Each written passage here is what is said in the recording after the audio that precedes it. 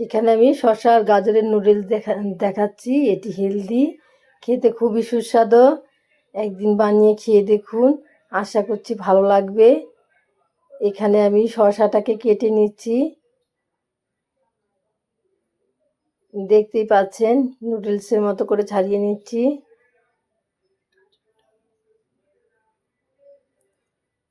এভাবে করে গাজরটাকেও কেটে নিয়েছি। এর মধ্যে দিয়ে দিচ্ছি সয়া সস 2 চামচ। এটাকে আমি মেখে নিচ্ছি, ভালো করে নেড়েচেড়ে মেখে নেব।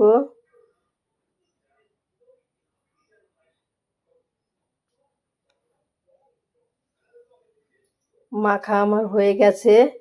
এখন একটি হাতার মধ্যে সাদা তেল নিয়ে রসুন কুচি, চিলি ফ্লেক্স, সামান্য তিল দিয়ে একটু গরম করে ওটাকে ওর মধ্যে দিয়ে দিলাম। দিয়ে আবারও নেড়েচেড়ে মেখে নিচ্ছি। এভাবে করে একদিন গাজর আর শসার নুডল বানিয়ে খেয়েই দেখুন। রান্নাটি আমার এই পর্যন্তই। নমস্কার।